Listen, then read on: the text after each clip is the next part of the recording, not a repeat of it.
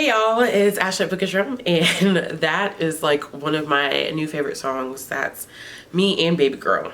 She really likes that song too. Like, she's like super baby when that song comes on, and I'm surprised that she's not kicking right now. I think she's sleeping, so not surprised. She's been fed, so she's sleeping. And so I'm here today to do my weekly wrap up, which will cover, and it's so crazy that I would sit down and be totally unprepared. I mean, is it really that silly? No, I really don't think so. So it'll be from June 30th up until July 6th. So I actually ended up finishing 2 things at the end of July that I didn't get within a weekly wrap up because I finished them literally like right before July 1st. So I'm going to talk about those 2 things, and then I will jump into what I've been reading this week and how I want my this week, tomorrow, whenever this goes up. However, I want the upcoming week to look. So let's go ahead and get started. One of the last things that I finished at the end of June was What Happens in Vegas by Shana. It looks like Shana to me. Shana Gray. And this book is a adult romance, and I listened to it on audiobook. I've been doing that lately. I've been listening to a lot of adult romances on audiobook, lesser known adult romances at that too. And I just saw this one, I think, because I thought the cover was interesting. I don't know. I like cartoonish like covers for romance. I don't know what that is, to be perfectly honest with you. But I really liked the cover, and I was like, oh, I'll check it out. It's about some best friends who go to Vegas. Somebody falls in love with someone, and, you know, romance ensues. And it was only literally a 6-hour audiobook. So I was like, oh, I'll check that out. And I read it. I listened to it. Not read it. I listened to it, and I ended up only giving it a 2 out of 5 stars. I didn't really enjoy it. It was so rushed. It was super rushed. It was a romance that definitely didn't make much sense as far as like her falling for this guy who is I don't know if he was a poker player or he just gambled. And he was just, I don't think it even said he was a poker player. I think he just said he was a professional gambler.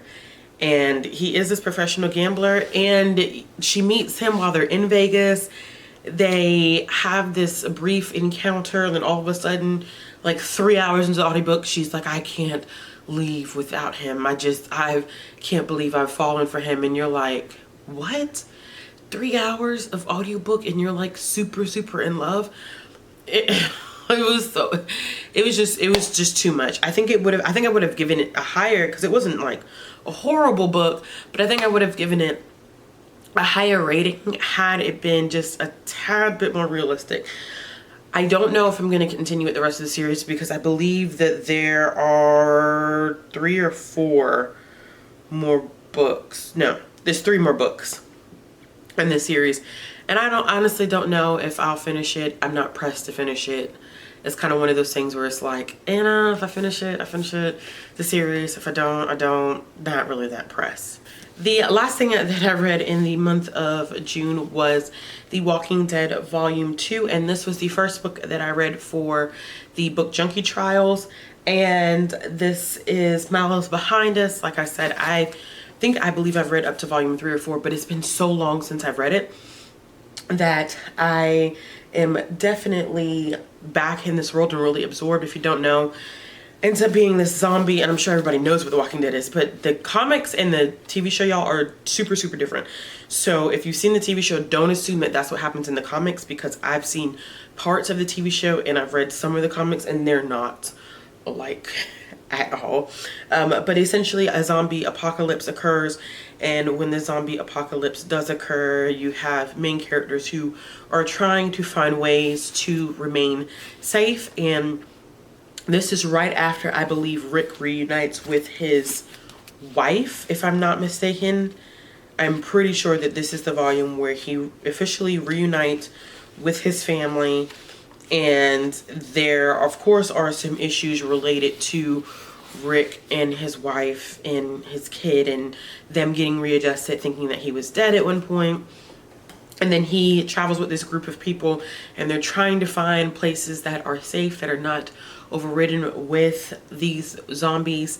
And it's hard. They end up at a farm at some point and things get ugly there. And then they keep, you know, people die along the way. So this is one of those series too where I'm kind of like, don't get attached to the characters, because any characters that you get attached to, like, there's no telling if they'll actually survive or not. But this is great. Not your stereotypical comic. The artwork is amazing, but do understand that the artwork is in all black and white. I think people don't realize that before they end up reading this. It's all black and white, still enjoyable. It took me like 30 to 40 minutes to read. I fly through these things, and I ended up giving it a 4 out of 5 stars. The next thing that I read, I do not have the dust jacket on it. I think the dust jacket's over there on the couch. Y'all, I'm such a bum sometimes. I am pregnant though, so it's kind of like, ugh. But the next thing that I did end up reading that I finished within this first week of July was Salt to the Sea by Rita Sepetys. This was a reread for me. I also read this for the Book Junkie Trials. This is such a beautiful story, and I'm just going to start by saying that, of course, I've given this 5 out of 5 stars. It is probably going to end up being one of my favorite historical fiction books of all time. I bawled. Like, I bawled when I read this book. Like, not, oh, you know, a tear streamed down my face and I was like, oh, this is so sad. No, like, I straight was like almost hyperventilating because it was so heartbreaking, and I knew it was heartbreaking because I had already read it before, but I don't think I remember how heartbreaking it was. So when I opened up the book and I started getting to probably like the middle section and towards the end, I was like, oh gosh, this is so sad. So if you've never heard of Salt to the Sea, I highly recommend this if you're interested in historical fiction. Even if you're not big on historical fiction, this is one historical fiction book that I always recommend to people, because it is a book that explores World War II from a different perspective. So when we think World War II, we often think about your major powers like the US, you think about Russia, you think about Germany, you think about Japan, you think about Italy, but a lot of people don't really know much about even how Lithuania was involved. I mean, a lot of people know about Poland just in terms of Germany and Poland's relationship, but then Lithuania is also tied up into that as well. And this focuses on a huge maritime disaster that occurs that is often not discussed in history. So a lot of people, when you think like disasters that happen at sea, you think about like the Titanic. Usually that is the first thing that comes to people's minds. But this one actually focuses, and I want to make sure that I say the name of this boat right. And the name of the ship was called the Wilhelm Gustloff. And a lot of people don't talk about that ship and the maritime disaster that occurred. What ended up happening is that, and maybe I should start from the fore, and I'm probably going to end up doing a full review on this just because this is such a beautifully written book. This book focuses on 4 different character perspectives. You have Alfred, Emilia, Florian, and Joanna. And all of them come from different backgrounds. They're all, you know, victims of war. And you learn about all of their stories and how their stories are intertwined. 3 of the characters you will fall in love with. One of them is completely not likable, but you understand why he's not likable and why he acts the way that he does act. And it's just heartbreaking to watch all 4 of their stories play out. But they all are attempting to make it to this one ship because the ship is going to evacuate them and get them out of the way of the Russians. So this is more of a story between or about the relationship between the Germans and the Russians as well. These are kind of the 2 narratives. You don't really hear much about the Americans, the French, or the English, or anything like that. You don't really hear much about them. I think maybe the Americans are referenced a couple of times, but it really is a dynamic relationship between Germany and Russia, and how these two are trying to cultivate the war for their own power, and how sick and twisted both of them are, even though they're on opposing sides. The atrocities that both of them inflicted on civilians is very, very hard to read, and I'm even mind blown and can't even find the words to describe how hard it was to read it. But back to the ship. The reason why this book is so significant is because a lot of times, like I said, when we talk about maritime disasters, we think Titanic. This boat went down on January 30th, 1945, and it was planned to be struck by 4 torpedoes by the Russians. And 3 of them actually were able to fire off, and for some reason the 4th one got stuck. And from this ship, it says, I want to make sure I'm getting these numbers right. I believe that there were close to 10,000 people who died on that ship alone. So when we think about the Titanic I think had close to 2,000 people. This maritime disaster, close to 10,000 people, is not ever discussed. And it's so sad because you think about all those lives that were lost. So there are several things that I am currently reading. The first thing that I'm currently reading also does not have the dust jacket. When I read hardcovers, I do take the dust jacket off because it's just super hard for me to read the book with the dust. It just slips and slides too much. So I am currently reading The Astonishing Color of After by, oh gosh, I can't believe I forgot the author's name, Emily X. Arpan. Duh.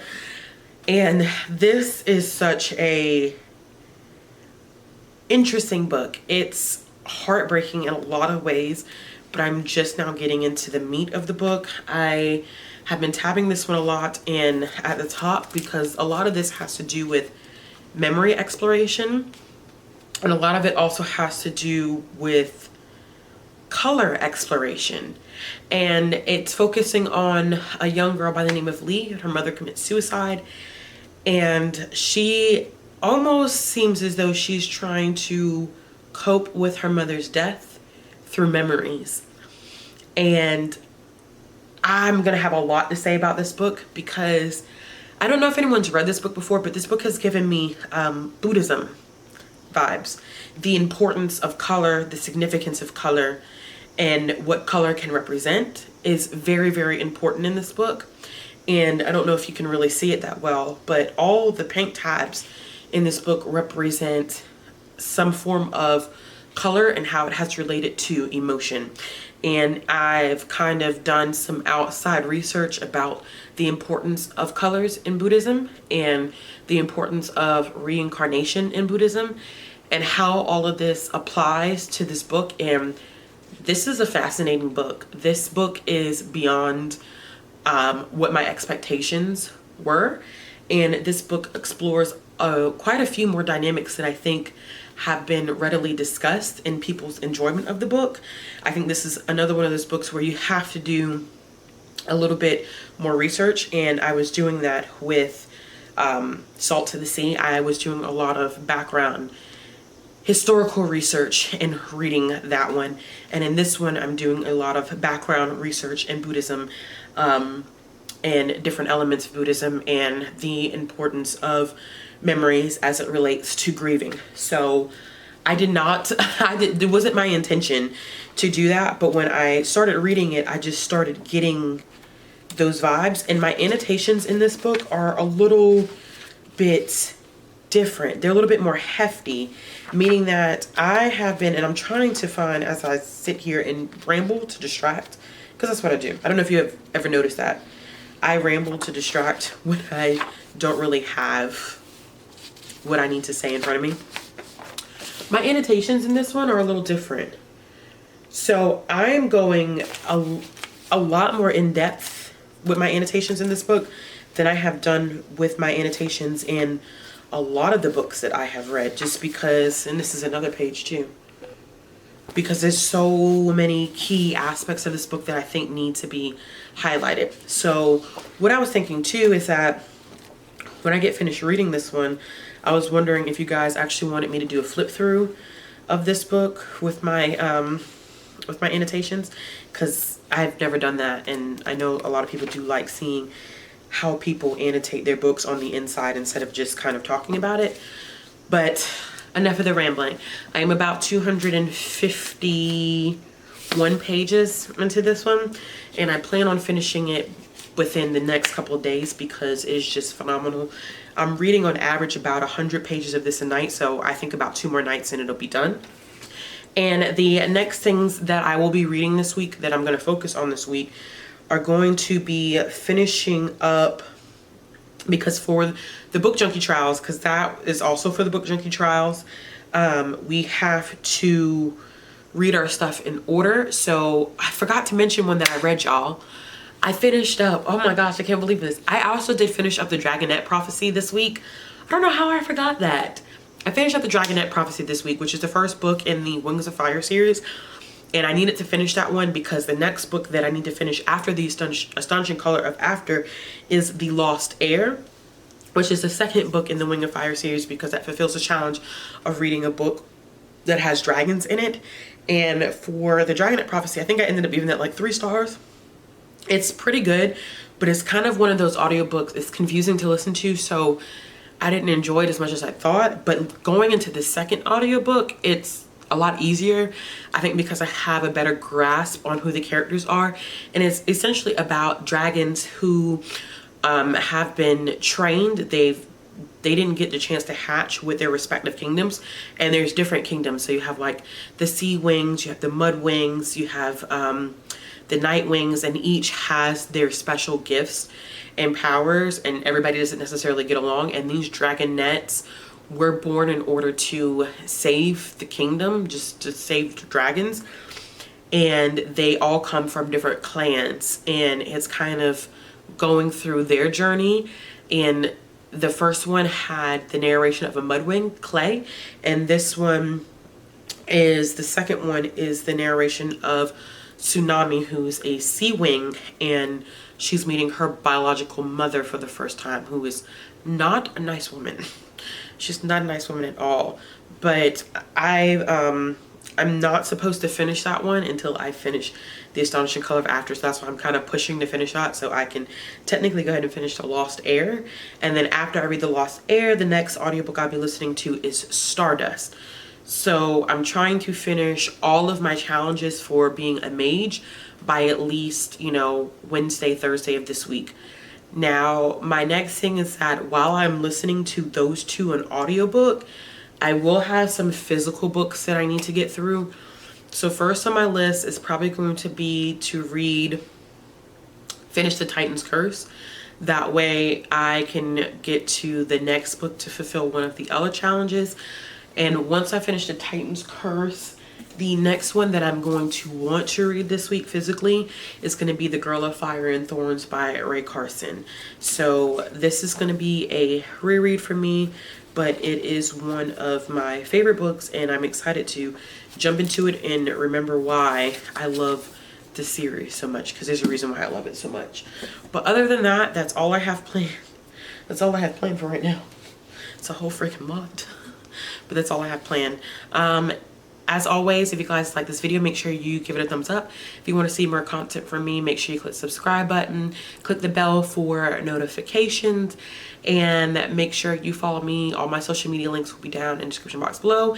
And let me know what you read for this first week of July, and let me know if you're participating in the Book Junkie Trials, which it seems like a little bit of everybody is.